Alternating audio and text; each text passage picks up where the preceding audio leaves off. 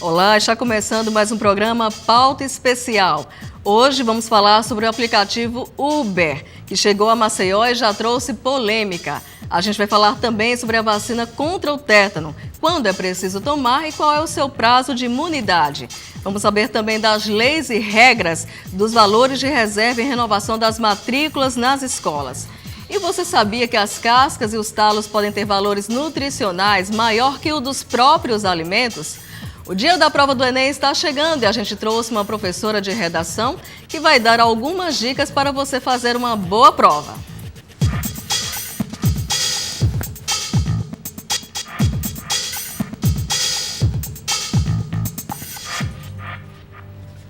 O desperdício de alimentos, seja nos pontos de venda ou nas casas, é enorme. E é maior ainda se levarmos em conta que, em muitos casos, as cascas e os talos, que quase sempre vão parar na lata do lixo, têm valores nutricionais maiores do que as próprias frutas e legumes. Confira no VT. Todos os dias, muitos alimentos são desperdiçados, seja pela produção em excesso, seja pelo descarte puro e simples. Muita coisa útil para a saúde das pessoas é jogada fora. Entre elas, as cascas de frutas e verduras ricas em nutrientes e vitaminas. Tudo isso poderia estar sendo aproveitado. Algumas cascas e os talos, eles têm maior valor nutricional do que a própria parte convencional que a gente se alimenta. O exemplo também da macaxeira. A entrecasca você pode utilizar para um engrossante, para caldos, molhos, para a gente também utilizar como uma forma de biscoito, né? Só que lembrando de higienizar sempre muito bem esse alimento. Nas feiras livres, muita coisa é jogada fora.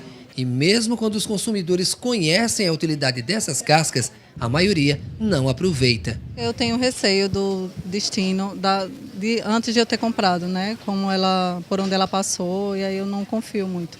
As frutas, vamos dizer assim, uva, etc., eu como com casca e tudo, né? Uva, maçã, etc. Mas laranja, geralmente, a gente joga a casca fora.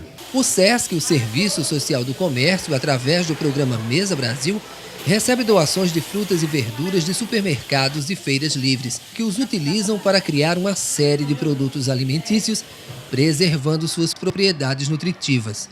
Uma dessas instituições é a LBV, a Legião da Boa Vontade, que presta assistência social a pessoas carentes. A equipe de cozinha aqui da instituição aprendeu com o projeto Mesa Brasil a tirar o melhor proveito possível da casca de frutas e verduras. Como a gente pode ver, aqui nada é desperdiçado. A casca da banana se transformou nesse apetitoso bolo. A casca da melancia virou um doce de dar água na boca. E os maiores beneficiados são as pessoas assistidas pela entidade. Essas famílias também aprendem e levam para casa. Ela leva o alimento, aprende como fazer essa alimentação e faz para a sua família. Então, tudo que se vem é realmente bem aproveitado. Você sabe de quanto em quanto tempo devemos tomar a vacina contra o tétano? E em quais situações devemos ser imunizados? O repórter Sérgio Torres responde a essas perguntas. Confira. A vacinação contra o tétano está disponível para a população a qualquer momento nas unidades de saúde públicas de graça. É importante manter a vacinação em dia, porque essa é uma doença grave. O tétano tem um índice de mortalidade de quase 40%. A doença é transmitida por uma bactéria que pode ser encontrada no meio ambiente, nas plantas e também nas fezes de animais mamíferos. Em 1940, quando começou a ser utilizada a vacina, os índices começaram a diminuir. A imunização é obtida após 3 doses da vacina tríplice contra tétano, coqueluche e difteria, normalmente administrada durante a infância. Depois, deve-se repetir a vacinação a cada 10 anos contra o tétano e a difteria. Em que situações se deve tomar a vacina antitetânica? Em alguns casos de acidentes, em lesões, ou se furou com algum objeto, ou com superfícies contaminadas, enferrujadas, é importante que se tome a vacina e em algumas situações, a depender da lesão, também se toma o soro antitetânico. Muitas escolas particulares iniciam o período de renovação da matrícula agora nesse mês de outubro. E é importante que os pais fiquem atentos a algumas regras e observem os direitos do consumidor. E para falar mais sobre esses direitos, eu converso agora com a advogada Eleni Studes. Eleni, muito obrigada pela presença aqui no Pauta Especial. Em que casos a escola pode reajustar os valores da mensalidade? Existem regras, né? Tudo existe regras. Tem a Lei 9.970 que fala sobre essas regras. E cada escola também, tem o seu regimento, cada escola tem, cada sua instituição, ela tem como é que se diz mesmo? Ela tem suas regras próprias que elas podem implantar, entendeu? Implantar agora de acordo com a lei. Agora é importante também que os pais fiquem atentos aos valores abusivos, né? Abusivos, isso. Em que situações, assim, como é que os pais podem identificar, Eleni, se o reajuste da mensalidade é abusivo ou não?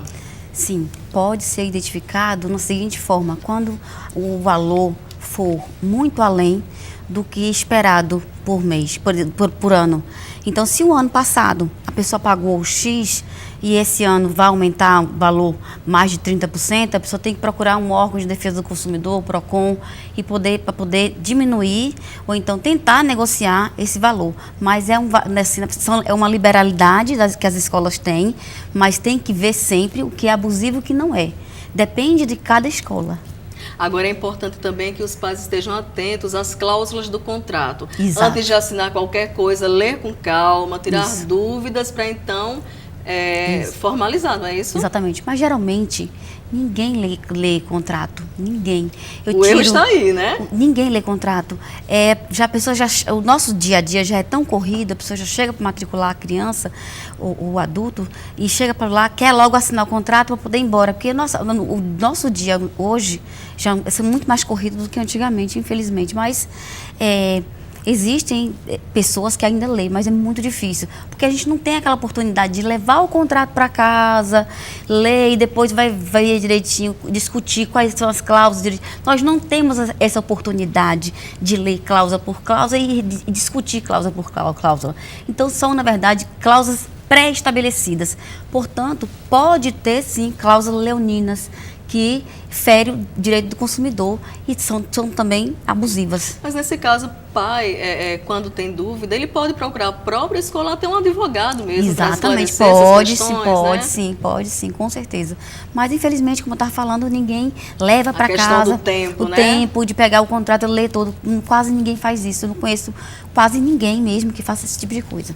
E às vezes os pais são pegos de surpresa. O problema é esse. Exatamente. Agora, vamos falar sobre um tema delicado, que é a questão da inadimplência, né? A gente sabe que muitos pais chegam no fim do ano letivo devendo meses de mensalidade, e isso gera um desconforto neles mesmos, nos próprios filhos. A escola, em algum momento, Eleni, pode penalizar o aluno por conta da inadimplência ou não? O aluno não, jamais. Só os responsáveis, ele pode protestar, ele pode processar e ele pode também negativar. Só que existem vários entendimentos contrários de que não pode negativar os responsáveis e nem o aluno, tendo em vista que a finalidade da escola, da educação, a finalidade própria dela é social, então, e não financeira. Então, eles entendem que não pode negativar, mas nada impede que possa negativar. Não existe lei no Brasil que diz assim, é proibido negativar inadimplentes de escolas particulares. Não existe Pelo isso. Caráter da escola, da faculdade, isso, não existe isso. Então, o que não é proibido é permitido. Agora, em relação à documentação, né? Chegou no fim do ano letivo, o pai não quer mais que o aluno fique naquela escola, mesmo com a questão da inadimplência, a escola também não pode reter documentação, não é isso? Jamais. Não pode reter documentação. O aluno tem direito de fazer todas as provas, ele tem direito de pegar todas as provas que ele fez, ver a nota que ele tem. Inclusive, ele não pode ser submetido a nenhum vexame, nenhum constrangimento por conta de inadimplência. Agora, que cuidados assim, são essenciais na hora de renovar a matrícula, caso o aluno esteja ok em relação às mensalidades? Ler o contrato, dar uma olhada no contrato. Exatamente. Que outros cuidados o pai deve adotar, Eleni? Olha, como eu estava falando, também vamos voltar no caso que as pessoas estão devendo e aí pede a transferência do aluno. Só que, gente, as pessoas têm que entender que o aluno, principalmente o aluno do ensino fundamental, ele tem uma vida dentro da escola, ele tem o psicológico dele. Então, assim, você está mudando ele de escola o tempo todo por inadimplência, eu acho assim que causa um dano irreparável para a criança. A criança está acostumada na escola, porque não é uma relação de curto prazo, é uma relação de longo prazo. Então, assim, ele tem que ser revisto. O psicológico também da criança, porque não pode estar mudando, porque eu estou devendo, vou mudar para outra escola, pede transferência, tem que dar transferência. Então, assim, eu entendo que o cuidado com o aluno deve ser muito mais importante do que se preocupar só com o financeiro. Os pais, infelizmente, não, às vezes pensam assim, estou devendo, não vou pagar quando puder e tal. Ou então, pega outra transferência e muda para outra escola. Mas isso não é legal para a criança. Eu entendo. Os danos para o aluno eu acho são que não, muito complicados. São complicados, exatamente. O ideal é dialogar com a escola, ver outras alternativas para poder regularizar a dívida, não é isso? Isso. E outra coisa, a escola também, se quiser também, ela tem o direito de não matricular aquele aluno, né, que está inadimplente, mesmo que tenha uma negociação. Ele não é obrigada a matricular novamente aquele aluno.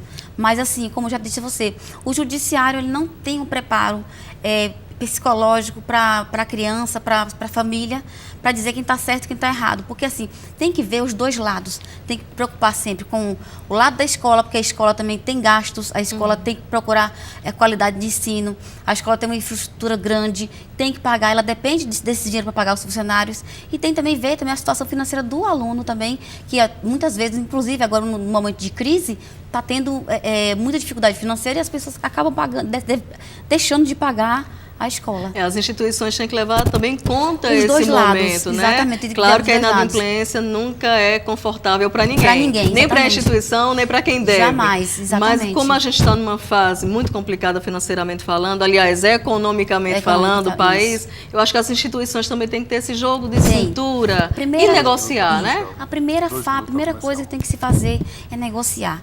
E outra coisa também que eu aconselho, já que o aluno está inadimplente, tem que ter um link entre o aluno, entre o professor, ou entre a instituição e a família, mostrando quais as qualidades do ensino, o que está acontecendo de bom no ensino, porque isso desperta nos pais a vontade de permanecer naquela escola, entendeu? Então, assim, são coisas assim que tem que andar juntas. Sem dúvida. Agora, Eleni, para a gente concluir, em que casos os pais podem procurar o PROCON, né?